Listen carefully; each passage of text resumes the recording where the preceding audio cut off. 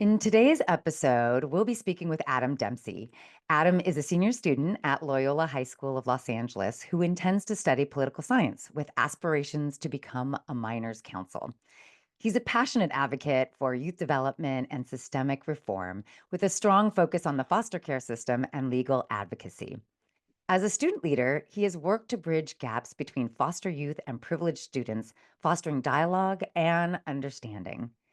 The students' collective leadership extends to launching an after school tutoring program to support foster children's literacy and academic success. Adam, welcome to the Expressions of Leadership podcast. Thank you so much for having me. Now, you and I have known each other for several years Yeah. now through our work with the Academy Mm. Project. It's a nonprofit organization that is dedicated to improving the success of foster youth in Los Angeles. And I've been so impressed with how you've led the charge when coordinating student participation on multiple projects between the Academy Project and Loyola High School. And I'm curious to know, what was it that inspired you to become involved in foster care youth development to begin with? Yeah, so I'm kind of a really maybe bad story. I don't really have a great story of like a calling. In my freshman year of high school, I was running on the track team, doing laps around the track, crying my eyes out because God forbid anyone has to do that. And our Center for Service and Justice coordinator, Dr. Rodriguez, came by and said, "Hey, do you want to volunteer with foster kids?" And me, tired after running 10 miles or whatever it was, said, "Yeah, sure, whatever," like not really paying attention. And then he invites me to his office. I thought I was in trouble. He sat me down and said, "Hey, there's this really great organization at the Academy Project," and said, "I would really, really love if you helped volunteer with them." And then that kind of kick-started. We started our first Camp Xavier at Loyola, which we had like 25, 30 foster youth come. We had about 15 Loyola Cub volunteers, and we did a summer camp. And from that very first day, everything changed. Basically found my passion. I found what keeps me up at night, what I'm so excited to talk about, and it's truly just kickstarted from there. So, as you think about leadership, Adam, how would you define it? Yeah, I think leadership, I think that's a really great question. Is that I don't think there's like a strict definition for leadership. It's definitely kind of like this amorphous concept, at least for me. I feel like we kind of like societally define leaders as the person calling all the shots, the person telling you what to do. But I'm a really big believer in that a leader is someone that brings people together. You don't have to be the smartest person in the room, but you can be the person that brings everyone to the room. And that's leadership in of itself. So for me and Mhm. my leadership, I'm not the person that's filing all the grants or dealing with all the youth services and all that crazy stuff, but I'm the person that brings everyone together. I'm the person that helps coordinate our tutoring services. I'm the person that brings our tutors, the person that trains them. That it's that kind of leadership that's passive but engaged that I feel like should be highlighted more and that I feel like is a lot more attainable instead of being the person like the number one in charge. Yes, I agree. People can lead from all types of positions, and that could be from up front and in charge, but that can also be from the side and collaborating with others, or even from behind, helping to move people in a certain direction, or from afar as someone of influence. I mean, everyone is a leader from whatever position they're in. It's a matter of owning their leadership. Yeah, absolutely. What experiences shaped your understanding of leadership the most? I kind of definitely had that original idea, especially for college resumes and kind of trying to get into these all these top schools. That to be a leader, you have to be the person that starts XYZ and is the person calling the shots here. And for me, part of what I've learned is, and the way that I define my own leadership is kind of like collaborative leadership. Is that I've realized, like, especially working with my peers, the kids that are in classes next to me, and then I have to go kind of lead them to go do service. It doesn't really make sense for me to be yelling at them, barking orders, telling them all the things that they're doing wrong. I feel like my leadership style, especially in this current role, is a lot more collaborative, asking questions, engaging them. One example I can have of that is when kids were just kind of forgetting to do certain tasks, kind of inviting them in to say, like, hey, we need to get some food. Can anyone go get it? Instead of getting mad at people for not getting it. It's kind of that kind of tone shift, that dialogue shift that kind of makes a real like approachable leader, and then that kind of creates like a team versus kind of like a hierarchy. Mhm. And can you give me an example of some of the ways that you did that with the Academy Project events that you worked on with Loyola High School? So, our one of our bigger events is Christmas with the Cubs. We do a big kind of Christmas wonderland because a lot of foster youth don't get to kind of get to enjoy the holiday spirit in the way that I'm sure a lot of us can kind of relate to. And so we do a big event where we take down the gym. We have 75, 80 foster youth come. We give them all personalized gifts. And part of that was coordinating between the school, the academy project, and all the students that wanted to be involved. I was definitely kind of getting pulled all over the place. And part of that was everyone has different expectations. It was kind of passing the message through me. And we want to do this, we want to do that. And it's okay, love this, so great. Why don't we all sit down in a room together and kind of figure it out? That's real collaborative leadership. I was not the person making the decisions at all. My leadership really, I feel like, kind of showed there by being able to say, instead of passing messages and playing messenger pigeon, let's all sit down and have a conversation in which we were able to kind of reach like endpoints and where we were able to put on the event successfully. Mhm. And really inclusive as well, making sure that all of the voices are heard, which is another really important aspect of leadership because people want to be heard, people want to be involved, and they also want to be able to contribute. So when you invite those voices in, then people feel like they are part of this group and they're more motivated to be part of the success of the project or the program. Yeah, absolutely. Part of the things is like it's motivating 15 to 18-year-old boys to want to hang around for 4 hours every day and help kids with homework instead of going home to go play video games, right? It's kind of including them in the vision. One of the biggest things that I kind of practice within my leadership is creating a shared vision of, hey, by spending 4 hours today, you just inspired a kid to complete their homework that otherwise they wouldn't have. And by continually doing this, you're getting a kid through a grade of school. How big is that, right? By including people in the vision, you create passion within themselves. So that way you don't have to be bossing them because then they take charge and they take their own initiative. hmm You're hitting on another really important aspect of exemplary leadership, and it's a key piece of the work that I do with clients, which is creating a shared vision. It's essential because it's the vision that motivates people to be part of a mission or a cause. And then through that vision, they can see how their own individual contributions can lead to significant and positive impacts. And the shared part of creating the vision is really critical because you're bringing them in. You're asking them to co create this exciting and elevating future. And when you invite their ideas and participation, that's when you create a movement. Yeah, absolutely. I think one of the greatest things is kind of creating a clear vision as well. Like our vision isn't to help kids. Great. Everyone wants to help kids. That's a really basic thing. It's by creating active engagement and sitting down and being fully participating in the mission of supporting kids in their academic and personal lives by having that clear idea. Kids know how to show up to the space. They know how to engage with the kids. And by creating a clear vision, I go back to it creates passion for people. Hearing that, I get inspired, and I hope you all do get inspired as well. Is that it's active engagement. It's being hand in hand with youth and being with them on their journey through school, and I think that that's so important. People want to have some sort of positive impact. And so this is providing them with an avenue to do that. Yeah, absolutely. A lot of times, kids kind of come up and kind of discuss around community services. How many hours have you done? It's kind of like checking the box. And that's like kind of the notion that I definitely at one point had of like just do your community service hours, be able to brag of how good of a person you are.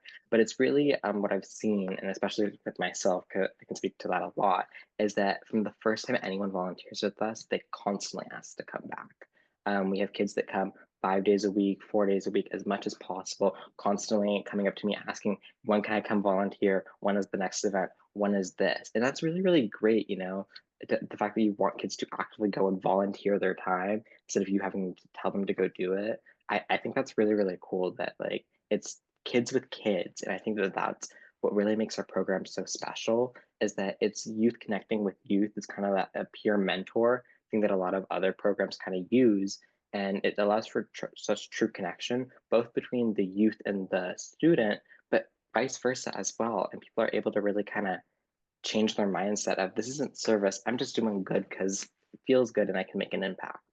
Hmm.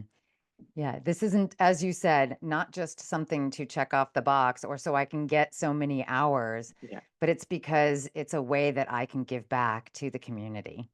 Yeah, absolutely. Mhm.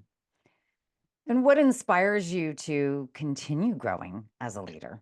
Yeah, I'm inspired by a lot of amazing things. Every single day when I go and volunteer, kids are always hugging me. I have to walk kids out on arms sometimes. Kids are always asking, "When's Adam coming back?" And I want to continually show up for them. That's kind of the easy answer, but it's also for myself at the same time. By growing as a leader, you learn to navigate the world. At the ripe old age of 18, kind of learning how to navigate this crazy big world, being able to show up as a leader translates more than just out of community service or just out of a job.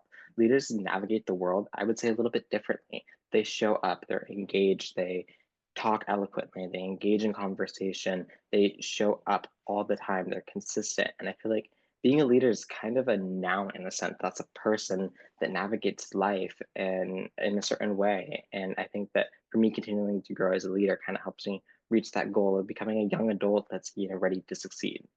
Are there specific areas that you want to grow in as a leader? One of my biggest, things I want to grow on is definitely delegating. I hate delegating. I'm definitely the kind of person of know it all, do it all. If you want it done, do it yourself kind of person. That's something that, like works to a point. You definitely have to fight burnout at that point is because when you're doing everything, you're doing everything. And then you have people not doing anything and you're burning out. Everyone else is just chilling. And I feel like part of for me is learning to trust people and that, hey, I know you can do this. I can delegate this to you, which I think has been such a powerful shift, not only for myself, because I get more free time, which definitely need instead of doing everything, but it also allows other people to grow as well. And I think that Mhm. for me as a leader, I try and kind of create other leaders, especially within younger students. That way, the program continues, but also other people can grow. Mhm.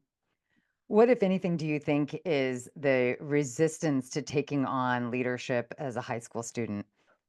Ooh, honestly, too much commitment.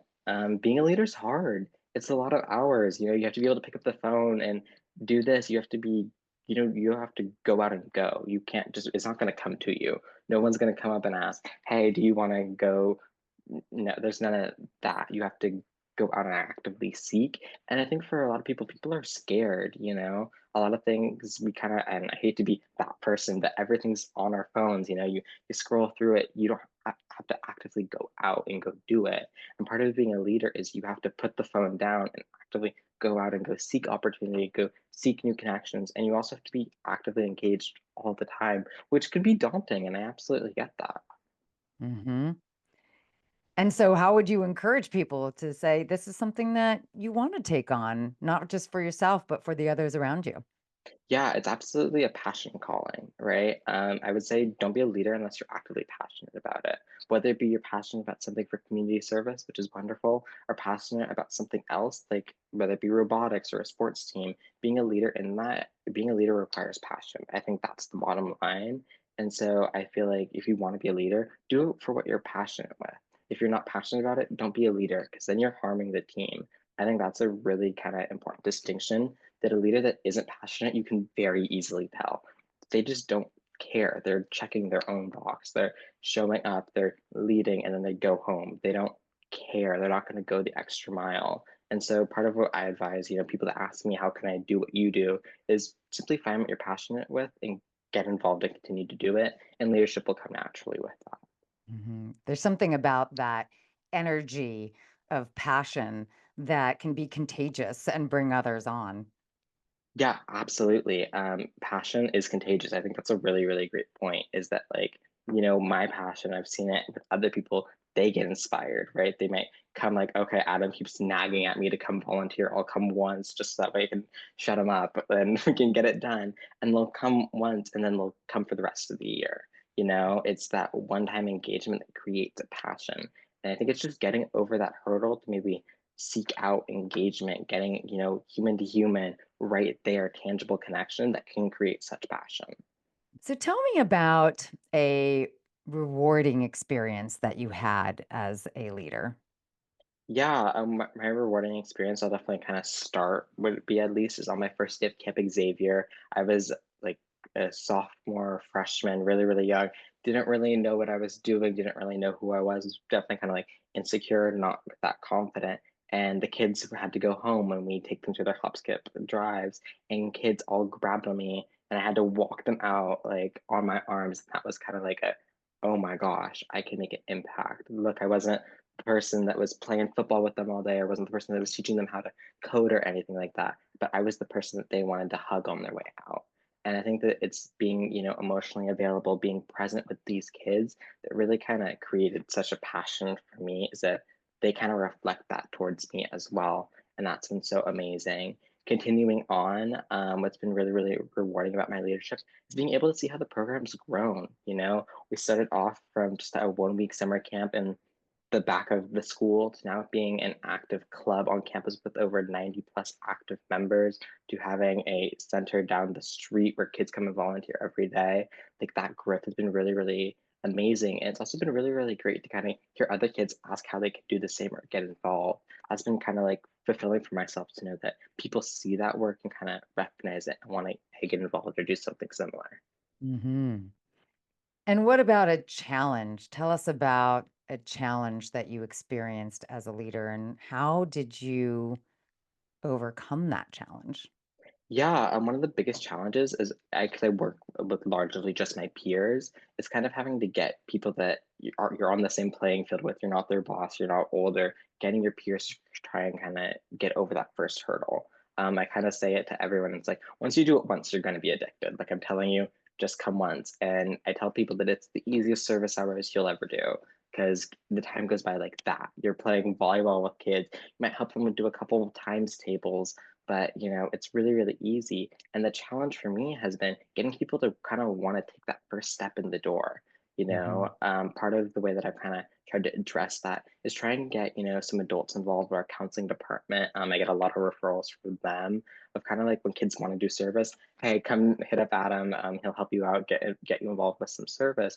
And that's been kind of really, really great. It's kind of taught me the idea of like creating connections, right? Well, I can't boss you and tell you to come volunteer. Your counselors can. And that's been, really, really great to kind of have that connection, that support. That's really taught me the idea of like networking.